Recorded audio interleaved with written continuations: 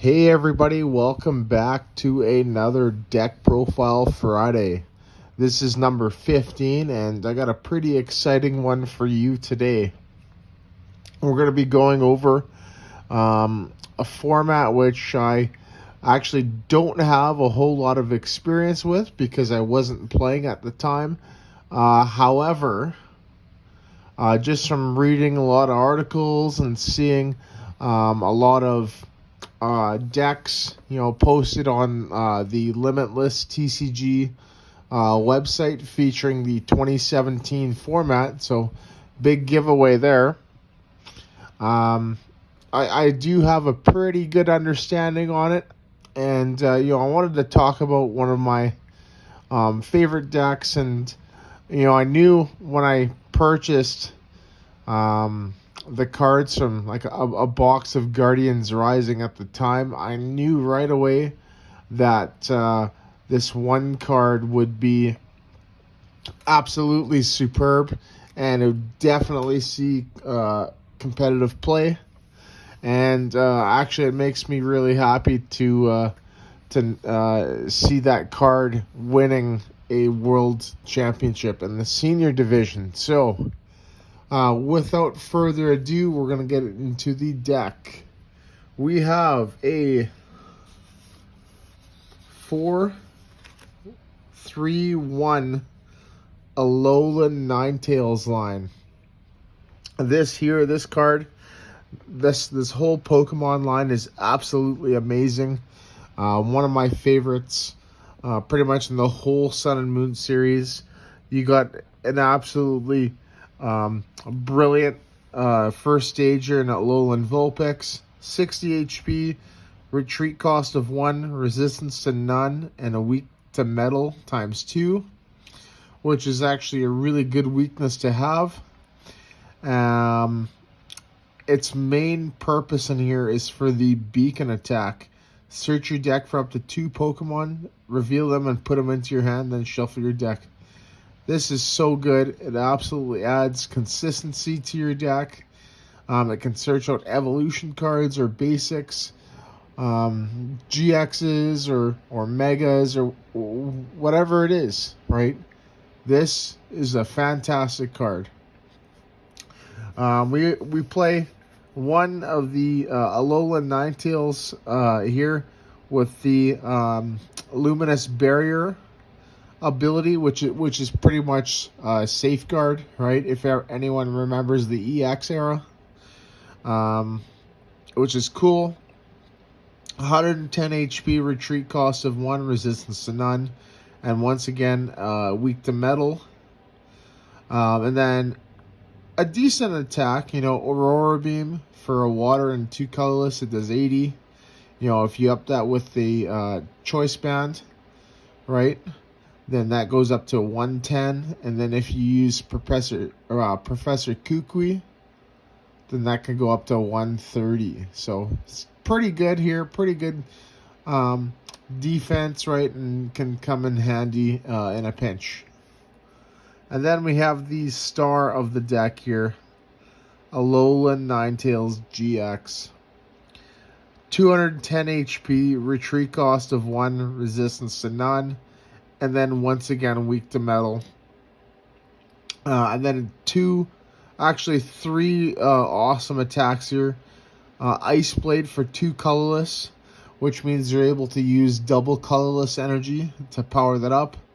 That does 50 to anything on your opponent's side, right? Which is awesome. If you,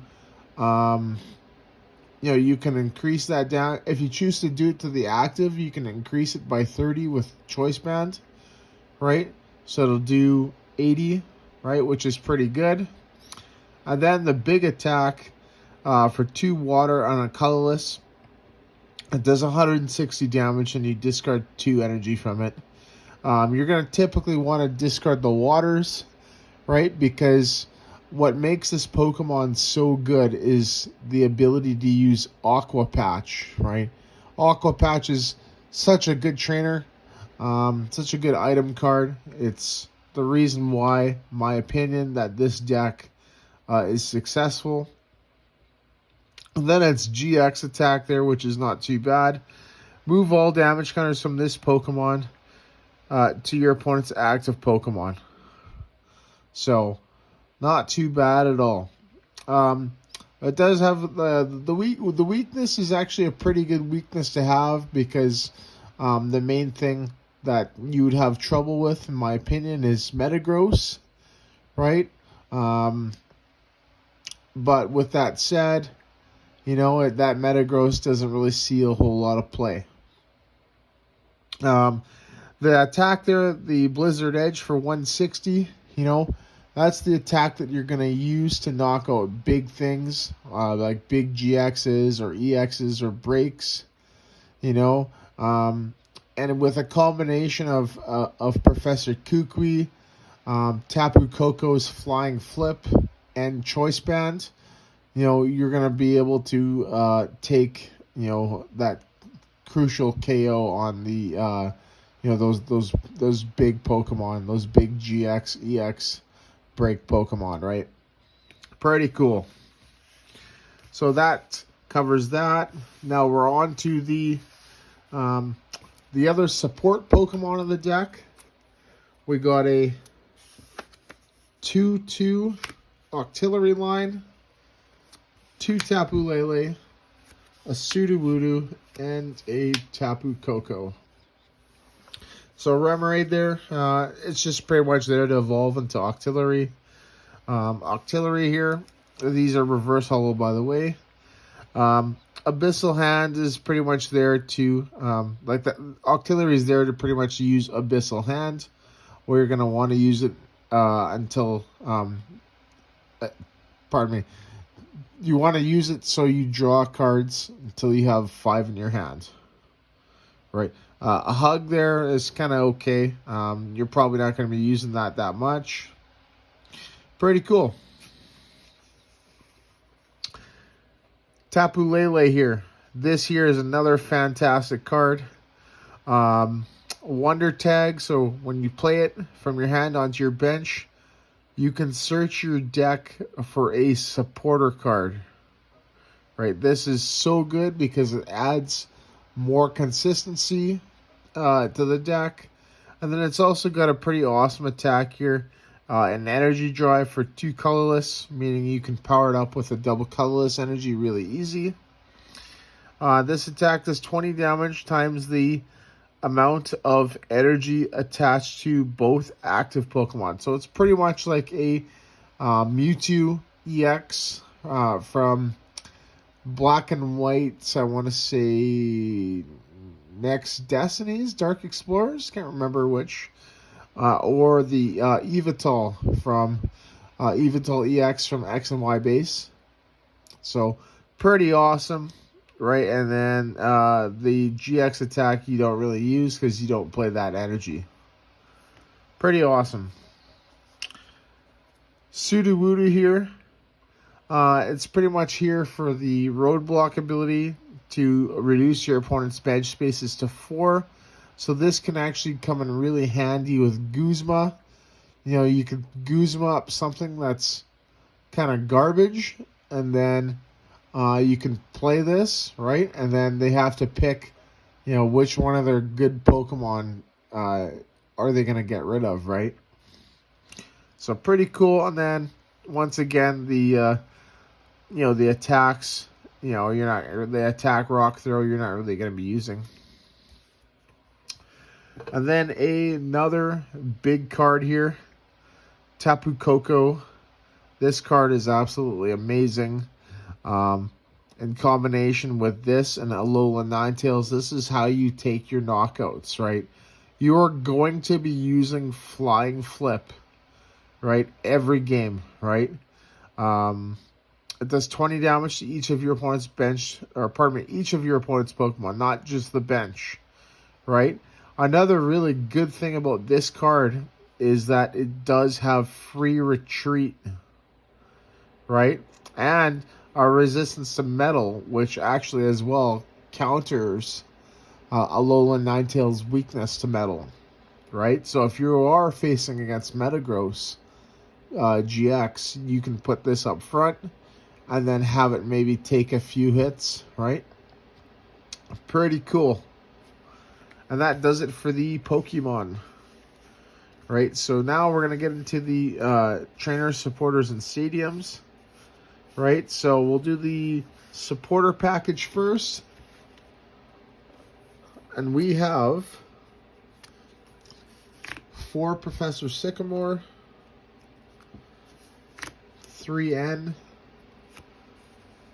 2 Guzma, an Acerola, a Bridget, a Pokemon Center Lady, and a Professor Kukui, right? So, yeah, a lot of supporters. So Sycamore there is pretty standard, right? Discard your hand, draw 7. Really good card. And there is actually really good as well. Shuffle your hand into your deck and draw up until the a number of cards to the amount of prizes that you have, right? And your opponent does the same thing. So that's pretty good. Guzma there, which is an awesome disruption. You get to switch your opponent's Pokemon to pretty much to wherever, and then it makes you switch as well, right? But the good news is with that is that you can retreat after you do that, or you get to bring up whatever you want to kill, right? Acerola here is a pretty cool tech. You know, a lot of decks are playing that Tapu Koko, so this here, you know, takes advantage of that. There's also a lot of other bench spreading attacks as well in the game, right? So this can definitely take advantage of that, and it also allows you to use things like Tapu Lele over and over again, right? Which is cool. Bridget there searches out pretty much every one of our Pokemon, right? So you can search out 3, which is really cool. Makes it super consistent. Pokemon Center Lady is a nice heal card and good against special condition decks. And Kukui there draws you 2 cards, and then your Pokemon's attacks do 20 more damage to the active, which is actually really cool. So between that and Choice Band and Alolan Ninetales and obviously Tapu Koko, you know, this is how you're going to be taking a lot of your knockouts. And the cool thing is with all these supporters is that they are reusable by VS Seeker, which is another card that we play. So that's it for the supporters. So now we're going to get into the stadiums, right? And I'm sure you probably all guessed the stadium that we play here. But we play 3 Rough Seas. Now, you can exchange this for Brooklyn Hill, right? But just kind of keep in mind your metagame, right? Same thing with this one, right? If there's a lot of lightning, if there's a lot of water, right?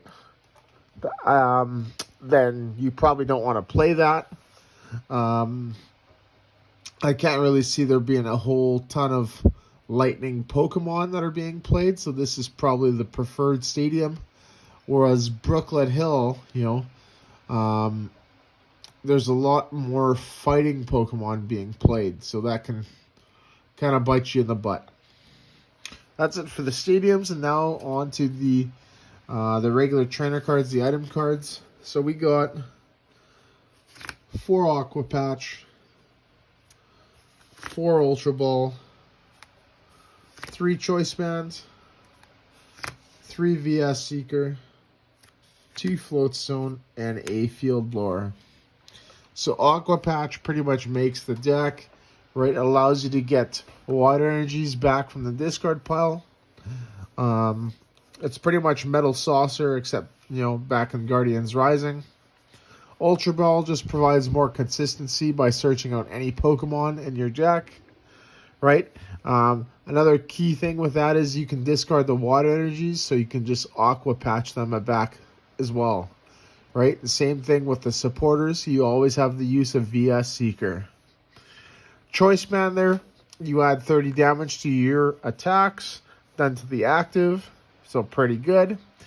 VS Seeker, yes, by the way, these are Fire Red Leaf Green VS Seekers, and they are foil. I'm still looking for a fourth copy. Another fantastic card here, right? It pretty much allows you to use your supporter line, any of your supporters again, right? So it pretty much gives you 7 Professor Sycamore, 6 N, etc. Floatstone here, right, is actually pretty good. It drops the retreat cost to 0. It's good to have. You don't really need to play more than 2 just because of the low retreat cost of the Pokemon in the deck, right? Except for the Sudowoodo. But the thing is with that is you want to be able to use Alolan Ninetales attack there again, right? Over and over. You want to be able to do that, right? You want to be able to use that 160 damage attack. Turn after turn after turn, just so you can keep going with the knockouts and put that pressure on the opponent. And then Field Blower, it's a good Pokemon tool discard, right? It's pretty much Tool Scrapper. So, pretty cool. And that is it for the trainer cards, the item cards. So now we're going to get to the energy cards. The energy cards are pretty standard, right? We play, obviously, water energies, because this is a water deck. We got 7. And then lastly, we play 4 double colorless. So water, obviously, because it's Ninetales, and it's reusable by Aqua Patch, right? You need it to attack with. Double colorless energy, just because, 1, you can use it with Tapu Koko. 2, you can use it with Tapu Lele GX. And then 3, you can use it with Ninetales Ice Blade attack. The first attack and the GX attack as well. So this actually does get a lot of use in the deck. And that is it for the deck profile. So this is a pretty cool deck. I really like the Acerola tech here. That's obviously this list is a little bit different than the World Championship deck one that was won by the Senior Division champ Zachary Bokari, right? But every little deck should have a person's spin on it. The matchups for this. Once again, like it just depends on, who goes first, right? And, what kind of cards you draw, right? You can beat a lot of hard decks, depending on that. And then you could also lose to really easy matchup decks, depending on what you draw as well, right? So, pretty cool. And yeah, it does struggle against decks where it's really hard to one-hit KO, like Gardevoir GX with 230, Mega Rayquaza with 220. Decidueye can be a problem because it's got 240, right? And then Metagross obviously at 250. So any of those Pokemon, right, I would say that it could have a hard time against. Espeon, right? Espeon Garbodor, right? Espeon's a pretty easy matchup because you're within one-hit KO range. Volcanion obviously is pretty easy due to the typing, right? Golisopod Garbodor, right? Another fairly easy matchup, right? 210 HP is definitely within range of a knockout, a one-hit KO knockout with Professor Kukui and Choice Band, right? And the same thing, I believe, with Zoroark GX as well. So, yeah, it just depends on, like I said, on what you're playing, what you draw, and hopefully that helps you with the matchup breakdown there. So, awesome. Thank you so much for watching, everybody, and Stay tuned to next Friday's deck profile. Thank you so much. Take care now.